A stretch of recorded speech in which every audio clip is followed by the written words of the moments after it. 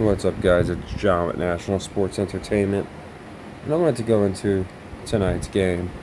Uh, we had a really good week this week, despite it was basically like the polar opposite of last week's college schedule, because we went about 50%. We didn't have a crazy hit rate, but essentially all of our leg two and leg threes hit, which is obviously nice. All of our plays were 2 units and 4 units. That's our leg two and leg threes.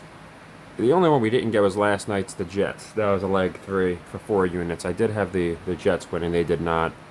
But we got the Vikings over, we got the Steelers over, we got basically, like I said, almost every other one.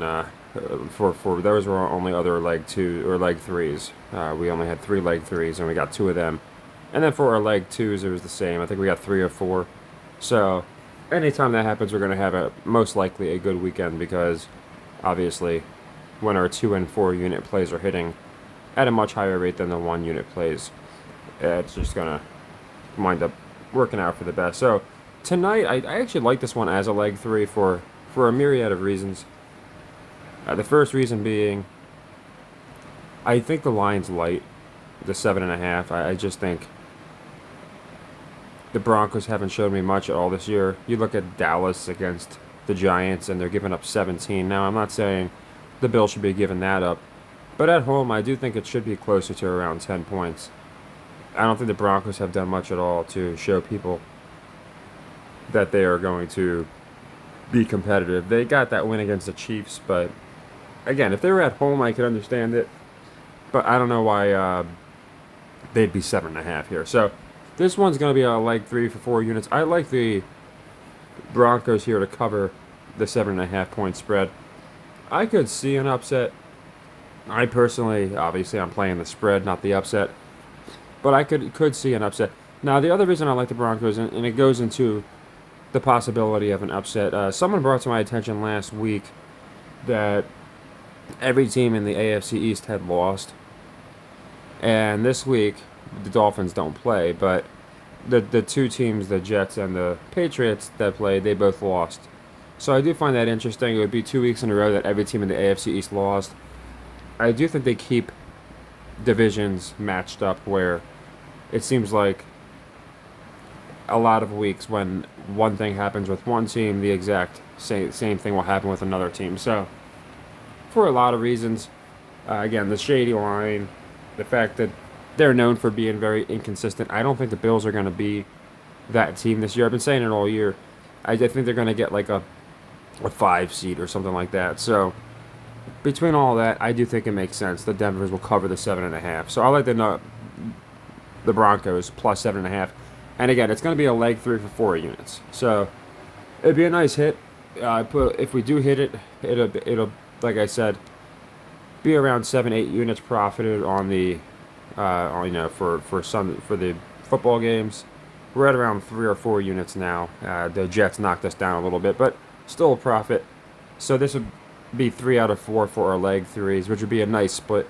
I always try and pick my favorite plays for those, and I really do like this Broncos cover. So again, that's going to be a leg three for 4 units, and we got college basketball about 2-3 games in, so I'm going to start hitting that pretty hard soon. Just because once you get about 4 or 5 games into college basketball, you could start hammering the spreads. Teams that are 0-4 or 4-0 against the spread, and it works out pretty well. So like I said, nothing crazy this week. We did a bunch of leg ones for basketball yesterday, just 1 unit. So I'll be picking leg 2 units for them, in the next coming days. I just wanted to hit this game for tonight. I haven't even looked at the basketball coming up yet, though. But I think we had a couple games tonight. I didn't love any of them, to be honest. We had like Celtics, Knicks. There's a couple other ones. But I figured I would just stick to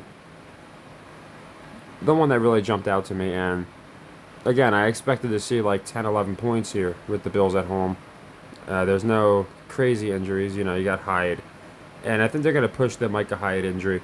I'm a little worried that they're going to put DeMar in there and let him do something crazy. But even still, they've been without Micah Hyde before, and they've pushed it a lot of times. So especially on a primetime game, I think there's a very good chance that they will push that injury, that Micah Hyde injury, and maybe the Broncos get something done on offense.